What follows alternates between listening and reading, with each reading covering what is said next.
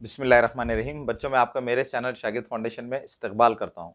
बच्चों, जैसे कि आप जानते हैं कि हम फिफ्थ क्लास स्कॉलरशिप मैथमेटिक्स पढ़ रहे हैं और अभी तक हमने फिफ्थ क्लास स्कॉलरशिप मैथमेटिक्स के तीसरे यूनिट के चौथे सबक के दो हिस्सों को मुकम्मल कर लिया है। अब हम आज इस वीडियो में क्या करने वाले हैं, आज हम इस वीडियो में फिफ्थ क्लास स्कॉलरशिप मैथमेटिक्स के तीसरे यूनिट के चौथे सबक का जो आखिरी हिस्सा है, जो तीसरा हिस्सा है, अशरी कसरों की जमा और तफरीक, तो आज हम इस तीसरे हिस्से के इस आखिरी हिस्से के सवालात को हल करने वाले हैं। तो चलिए अब हम इस वीडियो की शुरुआत करते हैं। तो हमारा पहला सवाल है, जमा कीजिए। बच्चों, हमको यहाँ पर क्या करना है, इन अशरी कसरों की जमा करना है। बच्चों, अशरी कसरों की जमा या तफरीक किस तरह से की जाती है? अशरी कसरों की जमा और तफरीक बहुत ही आसान है। बच्चों, अशरी कसरों की जमा और तफरीक करने के लिए क्या किया जाता है?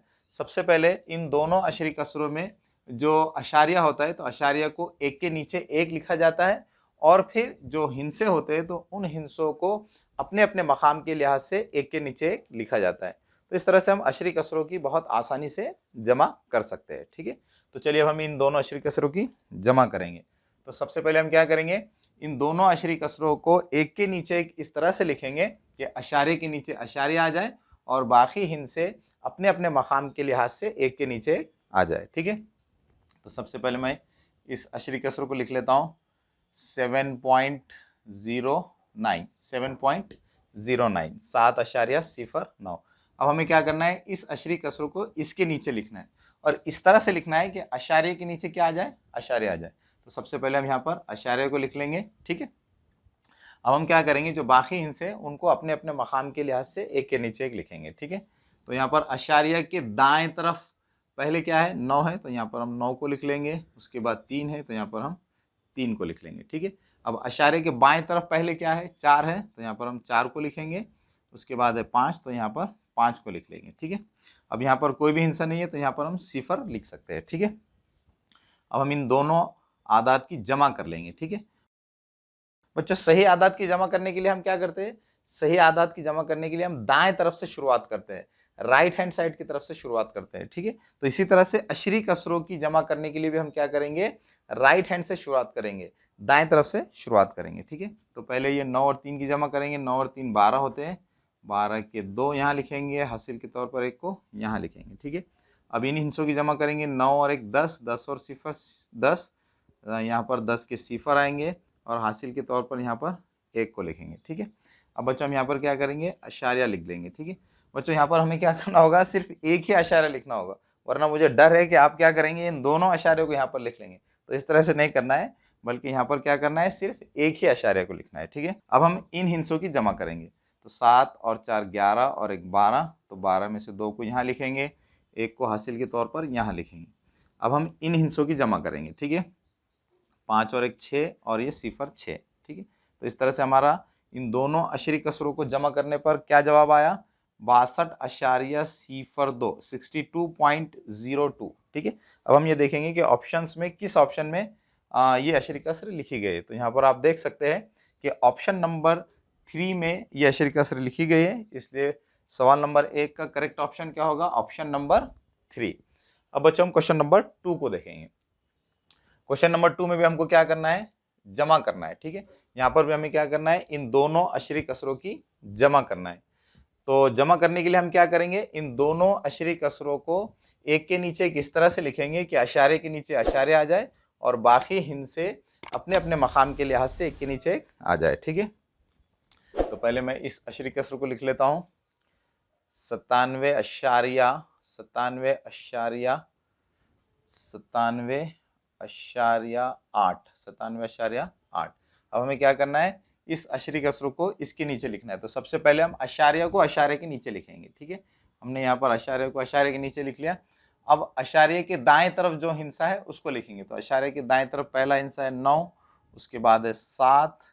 अब अशारिया के बाएं तरफ जो हिंसे उनको लिखेंगे। तो पहले 8 है, तो यहाँ पर 8 को लिखेंगे। उसके बाद 5 है, तो यहाँ पर हम क्या करेंगे, 5 को लिख लेंगे। उसके बाद 3 है, तो 3 को हम उसके बाद लिखेंगे और फिर यहाँ पर आखिर में 1 है, तो यहाँ पर 1 को लिख लेंगे। ठीक है, अब यहाँ पर कोई हिंसा नज़र नहीं आ रहा है, तो यहाँ पर हम सिफर लिख सकते हैं, यहाँ पर भी सिफर लिख सकते हैं, यहाँ पर भी सिफर लिख सकते हैं। अब हम इन अशरी कसरों की जमा कर लेंगे। ठीक है, तो राइट हैंड साइड की तरफ से शुरुआत करेंगे। तो ये 7 और सिफर 7, 9 और 8, 9 और 8 17, 17 के 7 हासिल के तौर पर 1, यहाँ पर ये अशार्य को लिख लेंगे। अब ये इन हिस्सों की जमा करेंगे, 8 और 7 15 और एक 16, 16 के 6 हासिल के तौर पर 1, 9 और 5 14 और एक 15, 15 के 5 हासिल के तौर पर 1, 3 और एक 4 और 0 4। इसी तरह से अब इन हिस्सों की जमा करेंगे, 1 और 0 1। ठीक है, तो इस तरह से इन दोनों अशरी कसरों की जमा करने पर क्या जवाब आ गया? 1456.77, या आप इसको इस तरह से भी पढ़ सकते हैं 1456.77। ठीक है, तो इस तरह से सवाल नंबर 2 का करेक्ट ऑप्शन क्या होगा? Option number 2। ठीक है, तो इस तरह से हमने यहाँ पर इन 2 सवालात को हल कर लिया है। अब बच्चों हम सवाल नंबर 3 को देखेंगे। तो चलिए बच्चों हम क्वेश्चन नंबर 3 को देख लेते हैं। क्वेश्चन नंबर 3 में वो क्या कह रहे हैं? तफरीक कीजिए। बच्चों यहाँ पर हमको क्या करना है? इन अशरी कसरों की तफरीक करना है। बच्चों अशरी कसरों की तफरीक किस तरह से की जाती है? अशरी कसरों की तफरीक भी अशरी कसरों की जमा की तरह ही की जाती है। जिस तरह से हम अशरी कसरों की जमा करने के लिए अशरी कसरों में सबसे पहले अशारे को अशारे के नीचे लिखते हैं और फिर बाकी हिस्सों को अपने अपने मकाम के लिहाज से एक के नीचे एक लिखते हैं, तो उसी तरह से हम अशरी कसरों की तफरीक करने के लिए क्या करेंगे? अशारिया को अशारे के नीचे लिखेंगे और हिस्सों को अपने अपने मकाम के लिहाज से एक के नीचे एक लिखेंगे। ठीक है, तो चलिए हम इन अशरी कसरों की तफरीक कर लेते हैं। तो सबसे पहले मैं क्या करता हूँ? इस अशरी कसरों को लिखता हूँ 63.4, 63.4। अब हमें क्या करना है? इस अशरी कसरों को इस अशरी कसरे के नीचे इस तरह से लिखना है कि अशारे के नीचे अशारे आ जाए और बाकी हिस्से अपने अपने मकाम के लिहाज से एक के नीचे आ जाए। ठीक है, तो पहले हम अशारे को अशारे के नीचे लिख लेंगे। अब अशारे के दाएं तरफ राइट हैंड साइड में पहला हिस्सा 8 है, तो हम यहाँ पर 8 को लिख लेंगे। उसके बाद 3 है तो फिर 3 को लिख लेंगे। इसी तरह से अब हम अशारे के बाएं तरफ जो हिस्से उनको लिखेंगे। तो अशारे के बाएं तरफ पहला हिस्सा है 1, तो हम यहाँ पर 1 को लिख लेंगे। उसके बाद है 3, तो यहाँ पर 3 को लिखेंगे। ठीक है, अब यहाँ पर कुछ नज़र नहीं आ रहा है बच्चों, तो यहाँ पर हम क्या कर सकते हैं? 0 को लिख सकते हैं। ठीक है, अब हमें क्या करना है? इन अशरी कसरों की तफरीक करना है। ठीक है, तो हम अशरी कसरों की तफरीक किस तरह से करेंगे? तो अशरी कसरों की तफरीक करने के लिए भी हम राइट हैंड साइड से शुरुआत करेंगे। ठीक है, जैसे बच्चों हम सही आदत की तफरीक करने के लिए राइट हैंड साइड से दाएं तरफ से शुरुआत करते हैं, तो उसी तरह से अशरी कसरों की तफरीक करने के लिए भी हम दाएं तरफ से राइट हैंड साइड से शुरुआत करेंगे। ठीक है, तो यहाँ पर हमें क्या करना है? पहले 0 में से 3 को तफरीक करना है, लेकिन 0 में से 3 को तफरीक नहीं किया जा सकता, तो हम यहाँ से क्या करेंगे? उधार लेंगे। तो ये बन जाएगा 3 और ये क्या बन जाएगा? ये बन जाएगा 10। ठीक है, अब हम 10 में से 3 को तफरीक कर सकते हैं, तो 10 में से 3 को तफरीक करने पर यहाँ 7 बचेंगे। अब हमें यहाँ पर 3 में से 8 को तफरीक करना है, लेकिन 3 में से भी 8 को तफरीक नहीं किया जा सकता, तो हम क्या करेंगे? यहाँ से उधार लेंगे। तो ये बन जाएंगे 2 और ये क्या बन जाएगा? 13। ठीक है, अब हमें 13 में से 8 को तफरीक करना है। 13 में से 8 को तफरीक करने पर यहाँ बचेंगे 5, ये अशारे की जगह अशारे आ जाएगा। अब 2 में से 1 को तफरीक करने पर यहाँ पर 1 बचेगा और ये 6 में से 3 को तफरीक करने पर 3 बचेंगे। ठीक है, तो इस तरह से यहाँ पर इन अशरी कसरों की तफरीक करने पर क्या जवाब आया? 31.57। ठीक है, तो इस तरह से अब हम यहाँ पर ये कह सकते हैं कि सवाल नंबर 3 का करेक्ट ऑप्शन क्या है? Option number 4। ठीक है, अब बच्चों हम क्वेश्चन नंबर 4 को देखेंगे। क्वेश्चन नंबर 4 में वो क्या कह रहे हैं?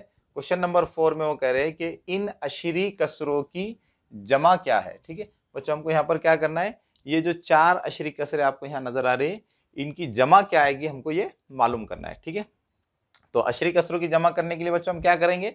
अशरी कसरों की जमा करने के लिए हम इन अशरी कसरों को एक के नीचे किस तरह से लिखेंगे कि अशारिया के नीचे अशारिया आ जाए और बाकी हिस्से अपने अपने मकाम के लिहाज से एक के नीचे आ जाए। ठीक है, तो चलिए अब हम इन अशरी कसरों की जमा करते हैं। तो पहले हम इस अशरी कसरों को लिख लेते हैं 3.3। ठीक है, 3.3। अब हम इस अशरी कसरों को इस अशरी कसर के नीचे लिखेंगे, तो उसके लिए हमको क्या करना होगा? अशारे के नीचे अशारे को लिखना होगा और फिर बाकी हिस्सों को अपने अपने मकाम के लिहाज से एक के नीचे एक लिखना होगा। तो अशारे के दाएं तरफ पहले 0 है, तो यहाँ पर 0 आएगा। उसके बाद 3 है, तो यहाँ पर 3 आ जाएगा। और बाएं तरफ क्या है? बाएं तरफ पहले 3 है, तो यहाँ पर हम 3 को लिख लेंगे। ठीक है, अब हम इस अशरी कसरों को इन अशरी कसरों के नीचे लिखेंगे। तो पहले अशारे के नीचे अशारे को लिखेंगे, फिर दाएं तरफ जो हिस्से हैं उनको लिखेंगे। तो दाएं तरफ पहले 0 है, उसके बाद 0 है और फिर उसके बाद 3 है, ठीक है। और फिर अब बाएं तरफ जो हिस्सा है उसको लिखेंगे, तो बाएं तरफ क्या है, बाएं तरफ 3 है, तो यहाँ पर हम 3 को लिख लेंगे। अब इस अशरी कसरों को हम इन अशरी कसरों के नीचे लिखेंगे, तो पहले अशारिये के नीचे अशारिया को लिख लेंगे। अब दाएं तरफ क्या है, सिफर है, फिर सिफर है, फिर सिफर है और फिर 3 है, ठीक है। अब हम बाएं तरफ जो हिस्सा है उसको लिख लेंगे, तो बाएं तरफ क्या है, बाएं तरफ है 3, ठीक है। तो इस तरह से हमने क्या किया है, इन अशरी कसरों को जमा करने के लिए एक के नीचे किस तरह से लिखा है कि अशारे के नीचे अशारे आ गया और बाकी हिस्से अपने अपने मकाम के लिहाज से एक के नीचे आ गए, ठीक है। अब बच्चों हम क्या करेंगे, इनकी जमा कर लेंगे, ठीक है। तो यहाँ पर अब हम इन अशरी कसरों की जमा कर लेंगे। तो अशरी कसरों की जमा करने के लिए हम सीधे हाथ की तरफ से शुरुआत करेंगे, तो यहाँ पर ये 3 है तो ये 3 आ जाएगा, ठीक है। अब ये 3 और ये सिफर की जमा करेंगे, तो 3 और सिफर 3 ही होते हैं, तो यहाँ पर 3 आ जाएगा। अब हम इन हिस्सों की जमा करेंगे, तो 3 और ये सिफर जमा सिफर, ये क्या आएगा, 3 ही आएगा। इसी तरह से अब हम इन हिस्सों की जमा करेंगे तो क्या आएगा, 3 आएगा। अब ये अशारे की जगह पर हम अशारे लिख लेंगे, ठीक है। अब हम इन हिस्सों की जमा करेंगे, ठीक है। 3 और 3 6, 9 और ये 3 12, ठीक है। तो इस तरह से यहाँ पर इन अशरी कसरों की जमा करने पर क्या जवाब आया, 12.3333। बच्चों ये बात हमेशा याद रखिए कि अशारिया के बाद जो अदद होता है तो उसके हिस्सों को अलग अलग पढ़ा जाता है, ठीक है। तो इस तरह से इस जवाब को हम किस तरह पढ़ेंगे, 12.3333, ठीक है। अब बच्चों हम ये देखेंगे कि ऑप्शंस में ये अदद कहाँ लिखा गया है, तो यहाँ पर आप देख सकते हैं कि ऑप्शंस में ऑप्शन नंबर 2 में ये अदद लिखा गया है, इसलिए सवाल नंबर 4 का करेक्ट ऑप्शन क्या होगा, ऑप्शन नंबर 2। तो चलिए बच्चों हम क्वेश्चन नंबर 5 को देख लेते हैं। क्वेश्चन नंबर 5 में वो कह रहे हैं जमा कीजिए। बच्चों हमको यहाँ पर क्या करना है, 10.5 मीटर और 3.25 मीटर की जमा क्या आएगी ये मालूम करना है, ठीक है। तो बच्चों 10.5 मीटर और 3.25 मीटर की जमा करने के लिए सबसे पहले हम क्या करेंगे, 10.5 मीटर और 3.25 मीटर को हिस्सों में लिखेंगे, ठीक है। तो सबसे पहले हम 10.5 मीटर को हिस्सों में लिख लेते हैं, 10.5 मीटर, 10.5 मीटर। बच्चों 10.5 का क्या मतलब होता है, 10.5 का क्या मतलब होता है ये तो आप पहले से ही जानते हैं। 10.5 का मतलब होता है 10 और आधा, 10 और आधा मिलकर क्या बनते हैं, 10.5 बनते हैं, ठीक है।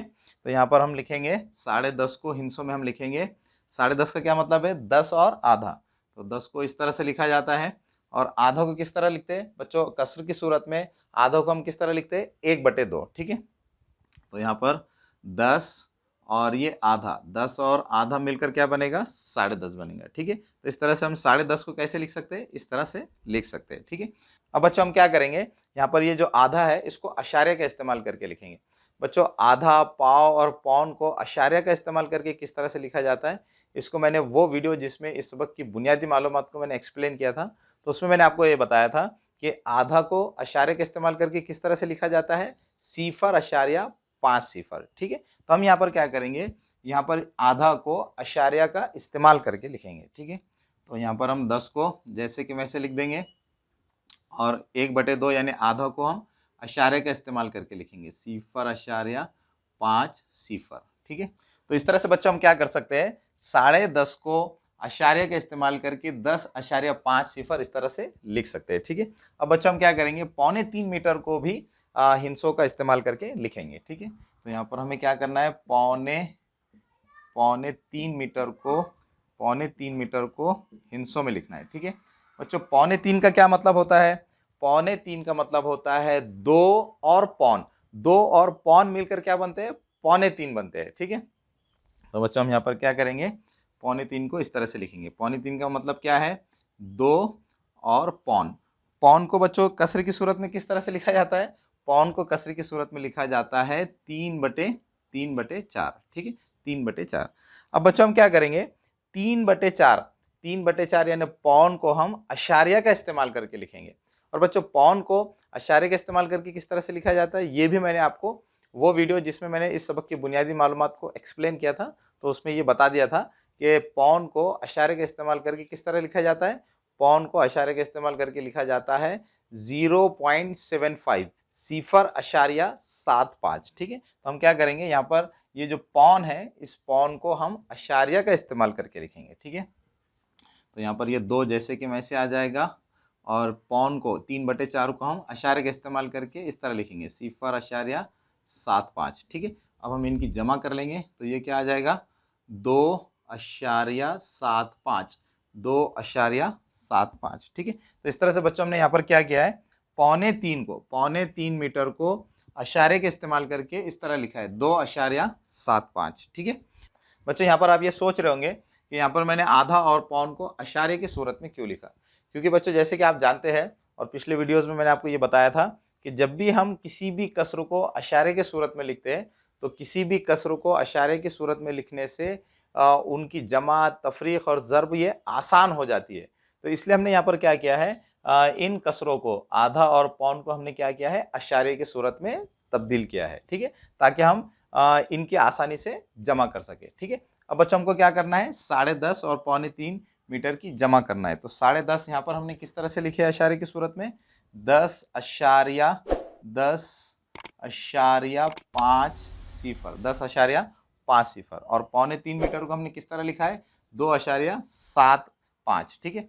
तो यहाँ पर हम क्या करेंगे, पहले अशारे के नीचे अशारे को लिख लेंगे, फिर अशारे के दाएं तरफ 7 है, उसके बाद 5 है। अब बाएं तरफ जो हिस्सा है उसको लिख लेंगे, बाएं तरफ पहले 2 है, उसके बाद कुछ नहीं, तो यहाँ पर हम क्या कर सकते हैं, एक सिफर लिख सकते हैं। अब हम इनकी जमा कर लेंगे, ठीक है। तो दाएं तरफ से शुरुआत करके हम इन अशरी कसरों की जमा करेंगे। तो ये 5 और ये सिफर, 5, 7 और 5 12 के 2, हासिल के तौर पर 1, ये अशारे का अशारे आ जाएगा, 2 और 1 3 और सिफर 3, यहाँ पर 3 आ जाएगा, 1 और सिफर 1, ठीक है। तो इस तरह से 10.5 और 2.25 की जमा करने पर क्या आ गया, 13.25। बच्चों 13.25 मीटर का क्या मतलब होता है, 13.25 मीटर का मतलब होता है 13 मीटर और पाव मीटर, और 13 मीटर और पाव मीटर मिलके क्या बनता है, 13.25 मीटर, ठीक है। तो इस तरह से हमारा जवाब क्या है बच्चों, 13.25 मीटर है, ठीक है।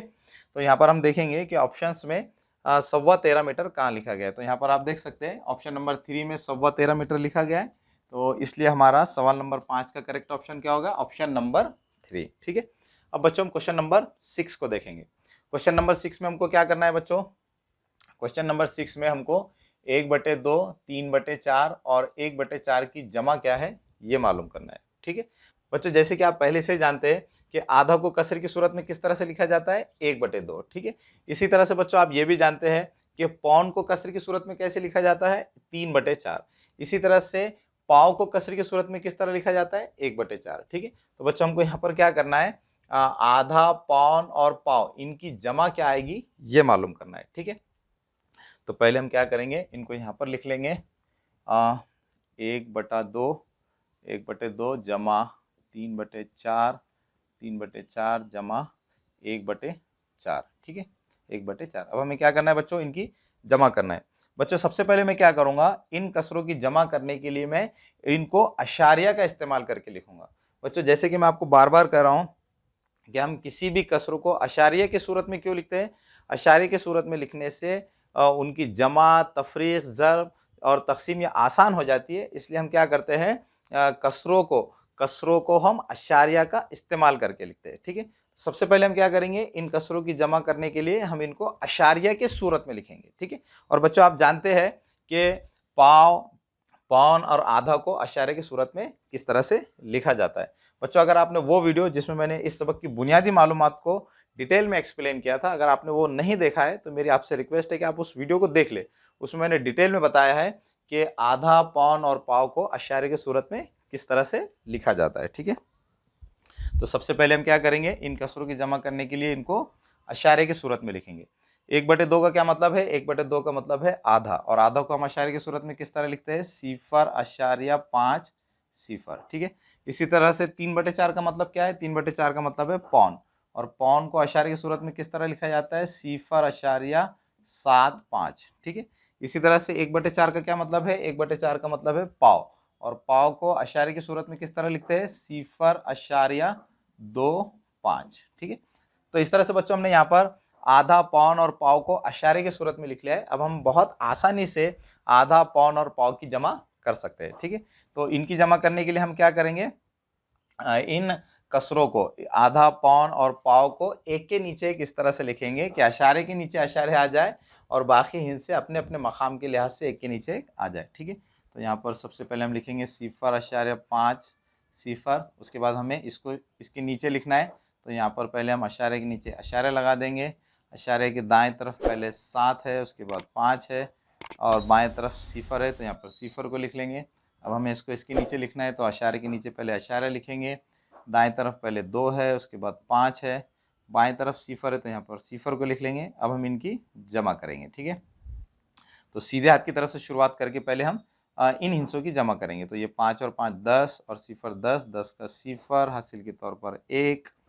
अब इन हिस्सों की जमा करेंगे, तो 7 और 5 12, 12 और 2 14, 14 और 1 15, 15 के 5, यहाँ पर हासिल के तौर पर 1, ये अशारे की जगह पर अशारिया। अभी इन हिस्सों की जमा करेंगे, तो 1 में ये सिफर जमा करेंगे तो क्या आएगा 1, ठीक है। तो इस तरह से बच्चों हमारा जवाब क्या आया 1.5 सिफर, ठीक है। अब बच्चों हम ऑप्शंस में देखेंगे कि 1.5 सिफर कहाँ लिखा गया है। लेकिन बच्चों यहाँ पर आप देख सकते हैं कि चारों ऑप्शंस ये लफ्जों में लिखे गए, तो हमको क्या करना होगा, हमारे जवाब को लफ्जों में लिखना होगा, ठीक है। तो बच्चों हमारा जवाब क्या आया, हमारा जवाब आया 1.5 सिफर। 1.5 सिफर का क्या मतलब होता है, 1.5 सिफर का मतलब होता है 1 और आधा। बच्चों आधा का मतलब क्या होता है, 0.5 सिफर। आधा को हम अशारे की सूरत में लिखते हैं 0.5 सिफर, ठीक है। तो इस तरह से हमारा जवाब क्या होगा 1 और आधा। और बच्चों 1 और आधा मिलकर क्या बनते हैं, 1 और आधा मिलकर बनते हैं 1.5, ठीक है। तो इस तरह से हमारा जवाब क्या होगा 1.5, ठीक है। तो अब हम ये देखेंगे कि ऑप्शंस में 1.5 कहां पर लिखा गया है। तो यहाँ पर आप देख सकते हैं कि ऑप्शन नंबर 3 में 1.5 लिखा गया है। तो इस तरह से सवाल नंबर 6 का करेक्ट ऑप्शन क्या होगा, ऑप्शन नंबर 3। तो चलिए बच्चों हम सवाल नंबर 7 को हल कर लेते हैं। सवाल नंबर 7 में हमको क्या करना है, सवाल नंबर 7 में हमको इन आदात की जमा भी करना है और तफरीक भी करना है, ठीक है। अब बच्चों सवाल ये है कि हम सबसे पहले इन आदात की जमा करेंगे या तफरीक करेंगे, ठीक है। जैसे बच्चों आप जानते हैं कि जब भी किसी भी जुमले में एक से ज़्यादा अलामतें होती है तो उस जुमले को हल करने के लिए हम क्या करते हैं, बॉडमास रूल का इस्तेमाल करते हैं, ठीक है। और बच्चों बॉडमास रूल के मुताबिक हमें यहाँ पर सबसे पहले कौन सा अमल करना होगा, बॉडमास रूल के मुताबिक हमें यहाँ पर सबसे पहले जमा का अमल करना होगा और फिर तफरीक का अमल करना होगा, ठीक है। तो सबसे पहले हम क्या करेंगे, इन दोनों आदात की जमा करेंगे, ठीक है। तो इसके लिए मैं क्या करता हूँ, इन दोनों आदात को एक के नीचे एक लिख लेता हूँ, ठीक है। तो पहला अदद है 14.09, ठीक है। अब हम क्या करेंगे, इस अदद को इस अदद के नीचे लिखेंगे। इसके लिए हम क्या करेंगे, अशारे के नीचे अशारे को लिखेंगे और फिर दाएं तरफ जो हिंस है उनको पहले लिखेंगे, ठीक है। दाएं तरफ पहला हिंसा है 7, उसके बाद है 5, ठीक है। अब हम बाएं तरफ जो हिंसा है उसको लिखेंगे, तो बाएं तरफ 8 है तो हम यहाँ पर इसको लिख लेंगे, ठीक है। अब इसके आगे कुछ भी नहीं है तो हम यहाँ क्या कर सकते हैं, सिफर को लिख सकते हैं, ठीक है। अब हम इन आदात की जमा कर लेंगे। तो सीधे हाथ की तरफ से शुरुआत करके पहले 9 और 5 की जमा करेंगे। 9 और 5 14, 14 के 4 हासिल के तौर पर 1, ठीक है। अब हम इन हिंसों की जमा करेंगे। 7 और 1 8 और सिफर 8, अशारे को अशारे की जगह लिख लेंगे। अब हम इन हिंसों की जमा करेंगे। 8 और 4 12, 12 के 2 हासिल के तौर पर 1, 1 और 1 2 और सिफर 2। तो इस तरह से इन दोनों आदात की जमा करने पर क्या जवाब आया 22.84, ठीक है। तो इस तरह बच्चों यहाँ पर हमने क्या किया है, इन दोनों आदात की जमा कर लिए। इन दोनों आदात की जमा क्या है 22.84, ठीक है। अब हम क्या करेंगे, इन दोनों आदात की जमा में से इस अदद को तफरीक करेंगे, ठीक है। तो इन दोनों आदात की जमा क्या है, इन दोनों आदात की जमा है 22.84। इसमें से हमको क्या करना है, इस अदद को तफरीक करना है, ठीक है। तो इस अदद में से इस अदद को तफरीक करने के लिए हम क्या करेंगे, इस अदद को इस अदद के नीचे लिखेंगे। इसके लिए हम पहले अशारे के नीचे अशारे को लिखेंगे, फिर दाएं तरफ सीधे हाथ की तरफ जो हिंस है उनको लिखेंगे। पहले सिफर है तो यहाँ सिफर को लिखेंगे, फिर उसके बाद सिफर है, फिर उसके बाद क्या है 8 है, ठीक है। अब हम बाएं तरफ जो हिंस है उनको लिखेंगे। तो बाएं तरफ पहले क्या है 4 है तो यहाँ पर 4 आ जाएगा। यहाँ कुछ नहीं है तो हम यहाँ पर सिफर लिख सकते हैं। यहाँ पर भी कुछ नहीं है तो यहाँ पर भी हम क्या कर सकते हैं, सिफर को लिख सकते हैं। अब हम इस अदद में से इस अदद को तफरीक करेंगे, ठीक है। तो दाएं तरफ से शुरुआत करके हम क्या करेंगे, सिफर में से 8 को तफरीक करेंगे। लेकिन सिफर में से 8 को तफरीक नहीं किया जा सकता तो हम यहाँ से उधार लेंगे, तो ये बन जाएंगे 3 और ये बन जाएगा 10। अब 10 में से 8 को तफरीक करने पर 2 बचेंगे, 3 में से सिफर को तफरीक करने पर 3 बचेंगे, 8 में से सिफर को तफरीक करने पर 8 बचेंगे। अशारिया की जगह पर अशारिया आएगा। 2 में से 4 को तफरीक नहीं किया जा सकता तो यहाँ से उधार लेंगे, तो ये बन जाएंगे 12, 12 में से 4 को तफरीक करने पर 8 बचेंगे, 1 में से सिफर को तफरीक करने पर 1 बचेगा। ठीक है, तो इस तरह से यहाँ पर हमारा फाइनल आंसर क्या आया है, फाइनल आंसर हमारा आ गया है 18.832। ठीक है, तो इस तरह हम यहाँ पर ये कह सकते हैं कि सवाल नंबर 7 का जो करेक्ट ऑप्शन है, सवाल नंबर 7 का करेक्ट ऑप्शन है ऑप्शन नंबर 4। ठीक है, अब बच्चों हम क्वेश्चन नंबर 8 को देखेंगे। क्वेश्चन नंबर 8 में हमको क्या करना है, क्वेश्चन नंबर 8 में हमको 5 सैकड़ा, 3 दहाई, 7 दसवें और 8 सौवें इन आदत की जमा करना है। ठीक है, तो इन आदत की जमा करने के लिए सबसे पहले हम क्या करेंगे, इन आदत की जमा करने के लिए सबसे पहले हम इन आदत को हिस्सों में लिखेंगे। ठीक है, तो सबसे पहले हम 5 सैकड़ों को हिस्सों में लिख लेते हैं। 5 सैकड़े का क्या मतलब होता है, 5 सैकड़े का मतलब होता है 500। ठीक है, इसी तरह से 3 दहाई का मतलब होता है 30, 3 दहाई का क्या मतलब होता है 30। ठीक है, इसी तरह से 7 दसवें का क्या मतलब होता है, 7 दसवें का मतलब होता है 7/10। 7 दसवें की कीमत क्या होती है, 7/10। ठीक है, इसी तरह से 8 सव्वे की कीमत क्या होगी, 8 सव्वे की कीमत होगी 8/100, 8/100। अब बच्चों हम क्या करेंगे, इन आदात की जमा करेंगे। इन आदात की जमा करने के लिए हम पहले क्या करेंगे, 7/10 और 8/100 इन दोनों कसरों को अशारिया की सूरत में लिखेंगे। बच्चों किसी भी कसरों को अशारे की सूरत में क्यों लिखा जाता है, किसी भी कसरों को अशारे की सूरत में इसलिए लिखा जाता है ताकि उन कसरों की जमा, तफरीक, ज़र्ब और तकसीम ये आसानी से की जा सके। ठीक है, तो सबसे पहले हम क्या करेंगे, इन दोनों कसरों को अशारे की सूरत में लिखेंगे। तो 500 को जैसे कि वैसे लिख लेंगे, 30 को भी जैसे कि वैसे लिख लेंगे, 7/10 को हम अशारे की सूरत में 0.7 इस तरह से लिख सकते हैं। इसी तरह से 8/100 को हम अशारे की सूरत में 0.08 इस तरह से लिख सकते हैं। अब बच्चों हम आसानी से इन आदात की जमा कर सकते हैं। ठीक है, तो इन आदात की जमा करने के लिए हम क्या करेंगे, इन आदात को खड़ी तरतीब में लिखेंगे, क्योंकि आदात की जमा करते वक्त अगर हम खड़ी तरतीब में उनको लिख लेते हैं तो आसानी से हम उन आदात की जमा कर सकते हैं। ठीक है, तो हम क्या करेंगे, इन आदात को खड़ी तरतीब में लिखेंगे। तो पहले हम 500 को लिख लेंगे। 500 को हम क्या करेंगे, अशारे का इस्तेमाल करके लिखेंगे। 500 को अशारे का इस्तेमाल करके हम किस तरह लिख सकते हैं, 500.00। ठीक है, इसी तरह से 30 को हम अशारे का इस्तेमाल करके लिखेंगे। तो 30 को हम अशारे का इस्तेमाल करके किस तरह लिख सकते हैं, 30.00। ठीक है, इसी तरह से अब हम 0.7 को इन आदात के नीचे लिखेंगे। तो 0.7 को हम कैसे लिख सकते हैं, 0.7। ठीक है, 0.7 को इन आदात के नीचे लिखने के लिए हमने क्या किया, अशारे के नीचे अशारे को लिख दिया, फिर अशारे के दाएं तरफ 7 है तो पहले 7 को लिख लिया, और फिर अशारे के बाएं तरफ पहले 0 है तो यहाँ पर हमने 0 को लिख लिया। ठीक है, तो इस तरह से हम आदात को एक के नीचे लिख सकते हैं। ठीक है, इसी तरह से अब हम 0.08 को इन आदात के नीचे लिखेंगे। तो इसके लिए हम पहले क्या करेंगे, ये अशारे को अशारे के नीचे लिख लेंगे, फिर अशारे के दाएं तरफ राइट हैंड साइड में जो हिंस है उनको लिखेंगे। तो पहले 0 है तो यहाँ 0 आ जाएगा, उसके बाद 8 है तो यहाँ पर 8 आ जाएगा। ठीक है, अब बच्चों हम इन आदात की जमा कर लेंगे। तो सबसे पहले हम इन हिंसों की जमा करेंगे, ये 8 और ये 0, यहाँ पर 8 आ जाएंगे। ठीक है, इसी तरह से अब हम इन हिंसों की जमा करेंगे तो ये 7 और ये 0 यहाँ पर 7 आ जाएंगे। ठीक है, और अशारे का अशारे आ जाएगा, यहाँ पर ये 0 आ जाएगा।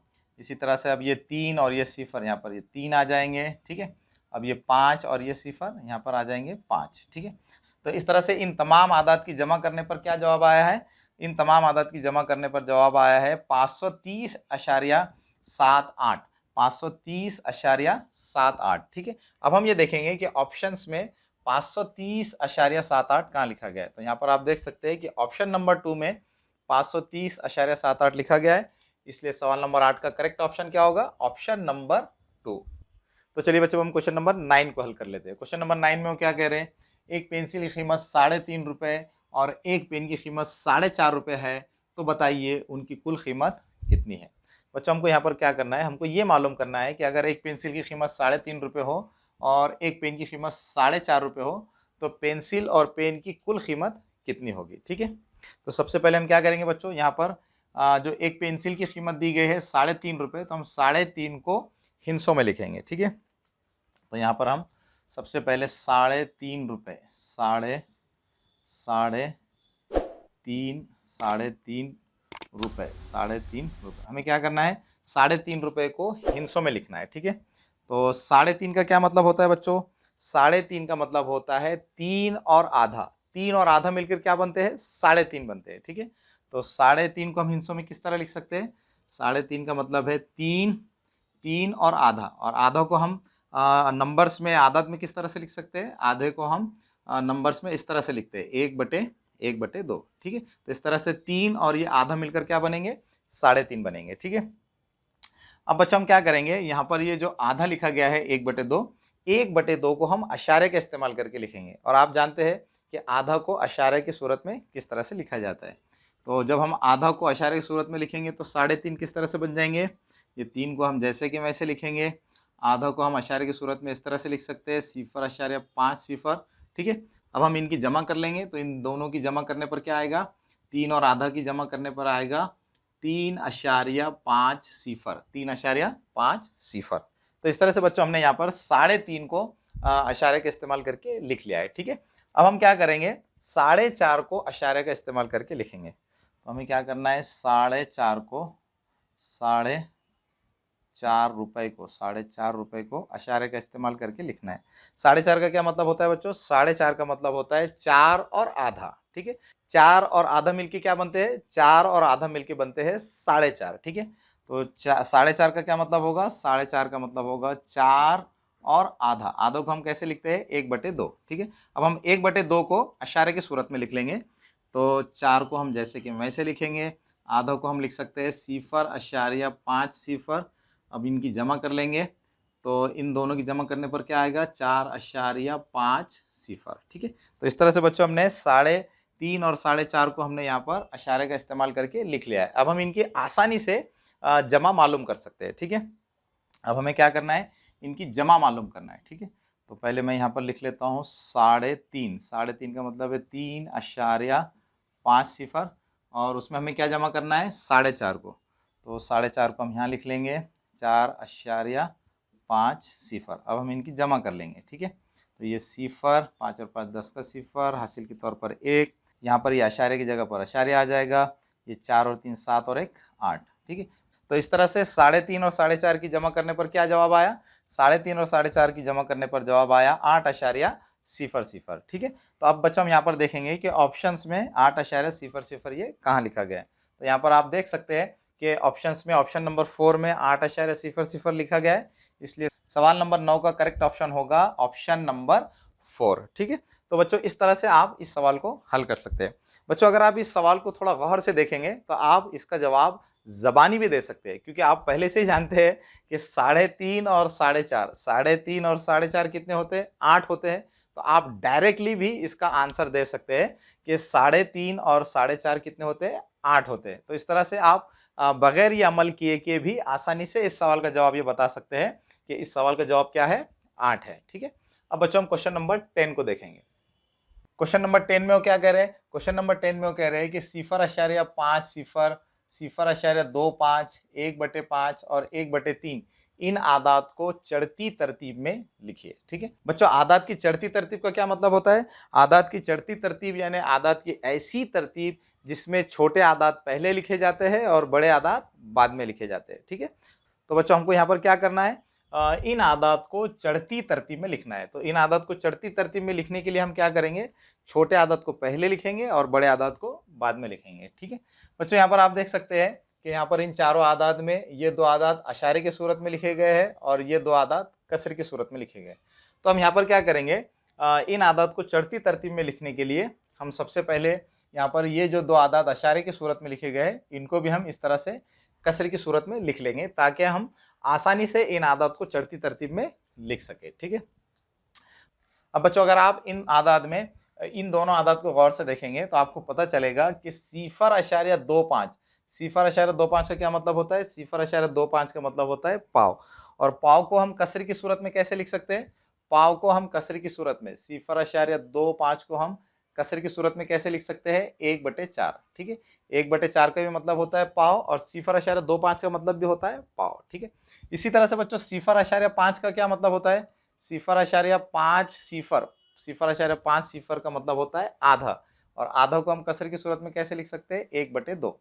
तो 1/2 का भी मतलब होगा आधा और 0.5 का भी मतलब होगा आधा। ठीक है, तो इसका मतलब क्या हुआ कि हम यहाँ पर 0.25 की जगह पर क्या लिख सकते हैं, 1/4 और 0.5 सिफर की जगह क्या लिख सकते हैं 1/2। ठीक है, तो हम पहले इन चारों आदत को यहाँ पर लिख लेते हैं। पहला आदत कौन सा है 1/3, 1/3, उसके बाद है 1/5, 1/5 और 0.25 की जगह हम क्या लिख सकते हैं 1/4, 1/4 और 0.5 सिफर की जगह क्या लिख सकते हैं 1/2। ठीक है, अब बच्चों हम आसानी से इन कसरों को, इन आदात को कंपेयर करके आसानी से इन आदात को हम चढ़ती तरतीब में लिख सकते हैं।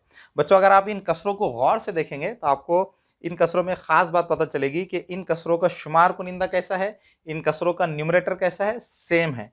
इस कसर का भी शुमार कुनिंदा 1 है, इस कसर का भी शुमार कुनिंदा 1 और इस कसर का भी शुमार कुनिंदा 1 है और इस कसर का भी शुमार कुनिंदा 1 ही है। ठीक है, तो बच्चों जैसे कि आप जानते हैं कि जिन कसरों के शुमार कुनिंदा सेम होते हैं, न्यूमरेटर सेम होते हैं, तो उन कसरों में जिस कसर का नसब नुमा यानी लकीर के नीचे वाला नंबर छोटा होता है तो वो कसर क्या होती है, सबसे बड़ी कसर होती है। ठीक है, और जिस कसर का नसब नुमा सबसे बड़ा होता है तो वो कसर सबसे छोटी होती है। ठीक है, तो इसका मतलब क्या हुआ कि इन कसरों में जिनके शुमार कुनिंदा सेम है तो इन कसरों में इस कसर का जो नसब नुमा है ये सबसे छोटा है तो ये कसर क्या होगी, सबसे बड़ी होगी। और इन कसरों में इस कसर का नसब नुमा सबसे बड़ा अदद है तो इसका मतलब क्या हुआ कि ये कसर क्या होगी, सबसे छोटी होगी। तो हम क्या करेंगे, सबसे पहले इन कसरों की चढ़ती तरतीब में सबसे पहले हम इसको लिखेंगे और सबसे आखिर में इस कसर को लिखेंगे। ठीक है, तो जब हम इन कसरों को चढ़ती तरतीब में लिखेंगे तो पहली कसर कौन सी आएगी, पहली कसर आएगी सबसे छोटी। तो छोटी कसर कौन सी है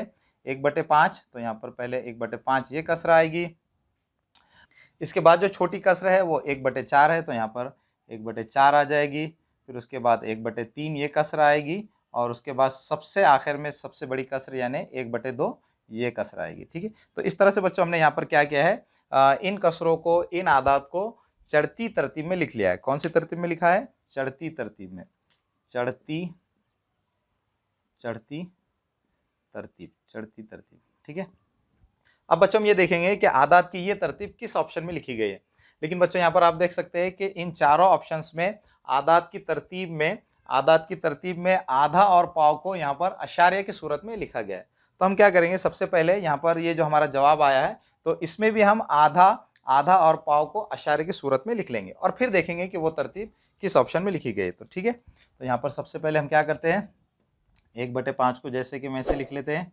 ठीक है, उसके बाद ये पाव है तो पाव को किस तरह से लिखेंगे, 0.25। पाव को हम अशारे की सूरत में इस तरह से लिखेंगे। ठीक है, इसी तरह से उसके बाद है 1/3 और फिर उसके बाद है 1/2 यानी आधा को हम अशारे की सूरत में किस तरह लिख सकते हैं, 0.5 सिफर। ठीक है, अब बच्चों हम ये देखेंगे कि आदात की ये चढ़ती तरतीब किस ऑप्शन में लिखी गई है। तो यहाँ पर आप देख सकते हैं कि आदात की ये चढ़ती तरतीब ऑप्शन नंबर 3 में लिखी गई है, इसलिए हमारे सवाल नंबर 10 का करेक्ट ऑप्शन क्या होगा, ऑप्शन नंबर 3। तो इस तरह से बच्चों हमने इस सबक के जो सवालात हैं उनको हल कर लिया है। मुझे पूरी उम्मीद है कि आपको इस सबक के सवालात अच्छी तरह से समझ में आ गए होंगे। अब बच्चों आखिर में आपसे रिक्वेस्ट है कि अगर आप हमारे चैनल पर नए हैं तो हमारे चैनल को सब्सक्राइब कीजिए। अगर आपको हमारे वीडियोस पसंद आ रहे हैं तो हमारे वीडियोस को लाइक कीजिए और दूसरे बच्चों को भी शेयर कीजिए ताकि आपकी तरह दूसरे बच्चों को भी फ़ायदा हो सके।